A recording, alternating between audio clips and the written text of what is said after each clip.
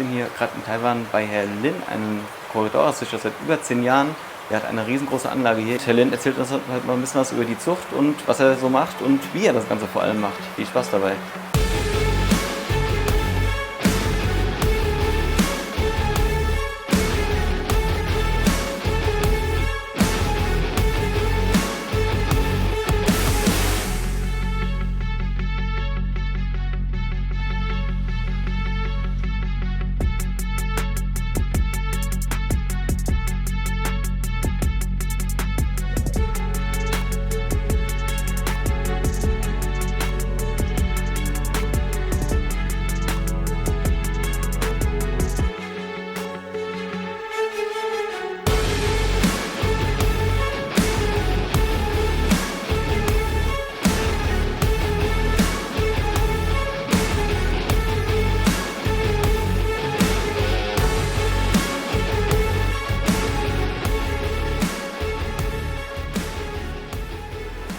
Ni hao. Nice to meet you. Hallo Sascha, hallo Community. Ich möchte heute Tipps und Tricks zur Panzerwelszucht teilen, aus der Praxis. Ich züchte seit über 10 Jahren erfolgreich Panzerwälse. Und das hier ist der wichtigste Teil. Meine Kernprinzipien klingen für viele erst einmal ungewohnt, weil sie oft genau gegen die typischen Internetratschläge gehen. Aber das ist keine Magie. Das ist System, Stabilität und Kontrolle. Das ist sehr interessant, weil ich habe sehr, sehr viele Leute in Deutschland, die sich auch sehr für die Zucht von Corridoras interessieren und hätte ein paar Fragen, wenn es okay ist. Ja, natürlich teile ich mein Wissen sehr gerne. Und ich habe natürlich auch mit Christian im Vorfeld gesprochen, der hat mir jetzt ein paar Fragen mal zugeschickt. Ja. Die ich natürlich jetzt mal beantworten lasse, weil ich glaube, wenn es ein Züchter aus Deutschland interessiert es bestimmt auch euch und ja, wir starten einfach mal.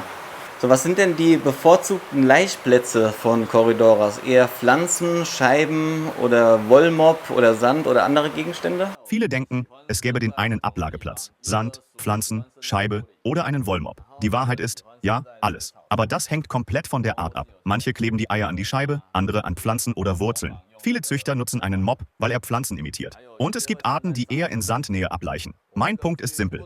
Ich zwinge nicht jede Art in ein Setup. Ich baue das Setup passend zur Art.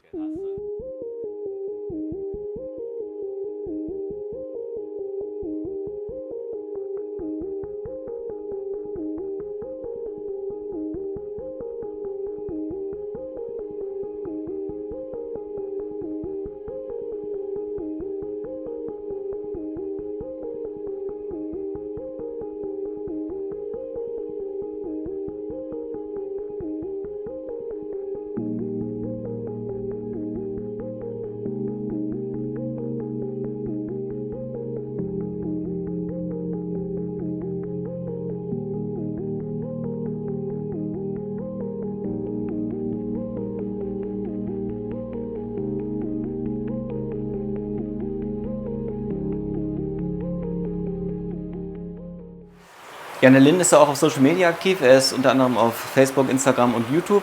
Die ganzen Kanäle verlinke ich euch mal unten in der Videobeschreibung, könnt ihr mal nachschauen. Und da könnt ihr Herrn Lin natürlich auch mal kontaktieren. Schreibt am besten auf Englisch, er wird dann vielleicht auf Chinesisch zurückschreiben. Das müsst ihr dann einfach bei Google Translate oder sowas auf Englisch übersetzen. Und ja, wenn ihr spezielle Fragen habt, wie gesagt, scheut mich dafür zurück, mal abzustecken und mal nachzufragen. Dann noch eine Frage, unterschiedliche Laichperioden, also die Jahreszeiten und gibt es da spezielle Unterschiede? Kann er uns da vielleicht irgendwas dazu sagen? Oder wann ist die beste Zeit, um Corridoras nachzuziehen? Bei vielen Arten läuft es besonders gut im Frühling und Herbst. Nicht, weil da ein Zauber passiert, sondern weil sich Bedingungen ändern. Temperatur, Luftdruck, Wetter. Genau solche Wechsel sind oft der Trigger. Manche Arten laichen fast das ganze Jahr. Andere haben nur ein kurzes Fenster von 2 bis 3 Monaten. In manchen Regionen hängt es stark an der Regenzeit. Unterm Strich, Zucht hängt oft an Veränderungen, nicht an einem perfekten Fixwert. Damit uns natürlich auch die Wasserwerte interessieren und natürlich auch die Temperaturen und wie das mit dem pH-Wert ist, ob es da irgendwelche spezielle Voraussetzungen gibt, die er vielleicht empfehlen kann. Viele sagen, Panzerwälse brauchen weich und sauer. Das kann stimmen. Aber Stabilität ist oft wichtiger als perfekte Zahlen. Ich halte viele Tiere bewusst in eher härterem Wasser, bei einem pH von ungefähr 7,5 bis 7,7. Warum? Weil das System in diesem Bereich für mich stabiler ist und der pH nicht so schnell kippt. In sehr weichem Wasser kann ein Becken, gerade wenn es älter ist oder wenn man oft Wasser wechselt, schneller instabil werden. Der pH kann zu weit absacken und dann wird es schwer, das sauber zu kontrollieren. Wichtig? Ich sage nicht, mach alles so. Es gibt Arten, die am Anfang wirklich saures Wasser brauchen. Mein Weg ist, wenn es die Art zulässt, langsam an stabile, gut handhabbare Werte anpassen. Nicht der perfekte pH gewinnt, sondern das stabile System. Ich bewege mich meistens grob zwischen 20 und 26 Grad. Ich lasse die Fische auch leichte jahreszeitliche Veränderungen mitbekommen, statt alles tot zu stabilisieren. Zeitweise kann es auch kühler gehen, aber dann brauchst du gutes Management. Gut, dann noch eine Frage, ob er Strömung einsetzt, also Strömungspumpen, und wenn ja, wie er die einsetzt und in welchen Abständen oder ob er die dauerhaft einsetzt. Ich nutze Strömung gezielt. Ich lasse den Filterauslass gern nach unten laufen, weil Panzerwälse das mögen. Sie spielen in der Strömung und werden deutlich aktiver. Wenn Bereiche im Becken tot sind, setze ich dort einen Luftstein oder Ausströmer, damit Bewegung reinkommt. Eine extra Pumpe habe ich früher genutzt. Aber das wird oft zu stark und ist schwerer zu managen, weil sich die Pumpenleistung verändert. Mein Fazit: Filterströmung plus Luftstein reicht oft und es ist leiser. Oder gibt er zur Zucht spezielles Futter? Und wenn ja, welches? Und was macht er, wenn sich ein Stamm von den Corridors einfach nicht nachzüchten lassen will? Gibt es da irgendeinen Trick, dass man die vielleicht doch dazu bekommt? Oder was macht man da? Meine Basis ist Frostfutter, vor allem rote Mückenlarven. Trockenfutter nutze ich eher selten, nicht weil es verboten ist, sondern weil es die Wasserhygiene schneller belastet. Wenn zu viel im Becken landet, steigt die organische Belastung und Krankheiten treten leichter auf. Je nach Situation ergänze ich Vitamine und Probiotika. Das hilft Darm und Fitness. Außerdem nutze ich Algenpulver, unter anderem für Verdauung und Farbausprägung. Bei schwierigen Arten setze ich manchmal gezielt Lebendfutter oder spezielle Würmer ein. Aber nur, wenn es wirklich nötig ist. Und nur hygienisch sauber. Dann noch eine ganz wichtige letzte Frage, was wahrscheinlich auch alle von euch interessiert. Kann er uns ein paar Tipps geben und Tricks, die er verwendet oder weitergeben möchte und kann zur Zucht von Corridoras? Mein größter Haltungshebel bei Panzerwelsen ist ein funktional reduziertes, gut kontrollierbares Setup. Viele Aquarien werden unnötig komplex gestaltet. Zu viele Strukturelemente, zu viele Barrieren, zu viele tote Zonen. Das wirkt optisch attraktiv, hat in der Praxis aber einen klaren Nachteil. Die Beobachtbarkeit sinkt und damit die Kontrolle über Zielzustand und Wasserhygiene. Genau dort entstehen die typischen Spätfolgen. Futterreste werden nicht gefunden, Belastungsherde bleiben verborgen und Auffälligkeiten am Fisch werden erst erkannt, wenn sie bereits deutlich sind. Ich halte Panzerwälse deshalb bewusst übersichtlich. Eine feine, dünne Sandschicht als Bodengrund. Nicht dick aufgeschüttet. Dazu wenige gezielte Deko-Elemente. Der Fokus liegt auf klaren Sichtachsen und einfacher Reinigbarkeit. Warum? Weil ich jeden einzelnen Fisch täglich visuell beurteilen will. Fressverhalten, Aktivitätsniveau, Sozialverhalten, Atmung, Körperhaltung, eventuelle Stressreaktionen. Wenn ich einen Fisch nicht sehe, verliere ich den frühesten Indikator für Probleme. Ein weiterer Schlüssel ist der Besatz oben und in der Mitte des Beckens. Wenn Panzerwälse vergesellschaftet werden, dann nur mit Arten, die keine dauerhafte Oberflächenunruhe erzeugen und nicht permanent hektisch durchs Becken arbeiten. Ständige Aktivität an der Oberfläche ist ein unterschätzter Stressor. Sie erhöht die Grundanspannung, fördert Schreckreaktionen und reduziert die Bereitschaft der Tiere, sich offen zu zeigen. Und das wirkt sich direkt auf Wohlbefinden und Fortpflanzungsverhalten aus.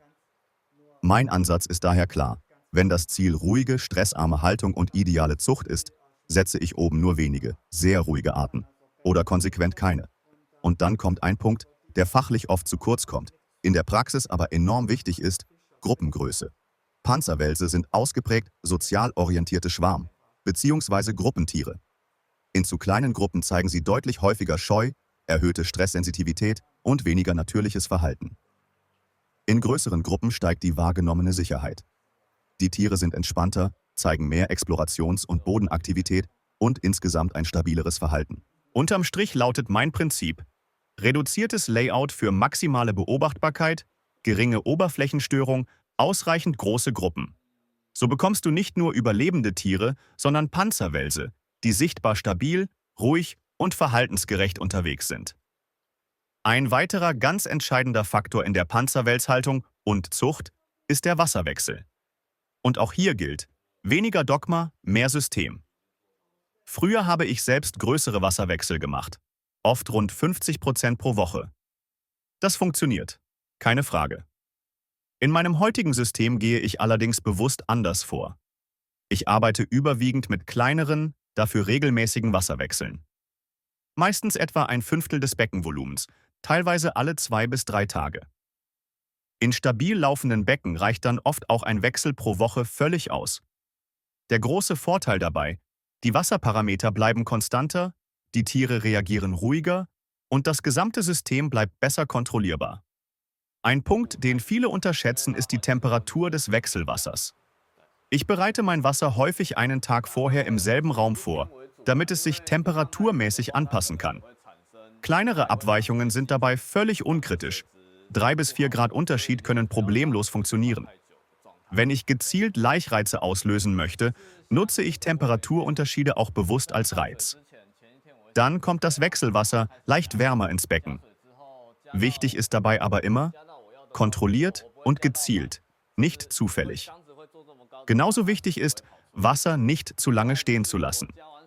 Wenn Frischwasser über längere Zeit unbeweglich steht, kann es kippen. Und genau das willst du auf keinen Fall ins Becken einbringen. Wenn ich mein gesamtes System in einem Satz zusammenfassen müsste, dann wäre es dieser: Stabilität schlägt Perfektion, Kontrolle schlägt Chaos und einfache Setups schlagen komplizierte Deko. Warum meine Panzerwälse oft auffällig größer, kräftiger und massiver wirken als viele andere? Gerade in der Anfangsphase achte ich extrem darauf, wie sich die Tiere entwickeln. Es geht mir nicht darum, dass sie einfach nur viel fressen. Es geht darum, dass sie gesund aufbauen.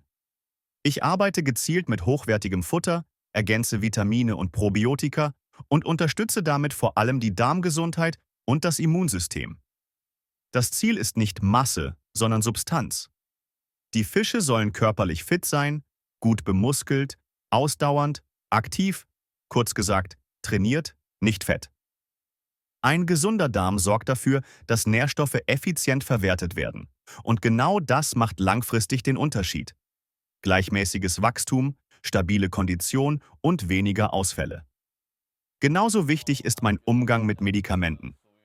Ich bin kein Freund davon, Fische ohne konkreten Anlass ständig zu behandeln oder routinemäßig zu entwurmen. Nur zur Sicherheit.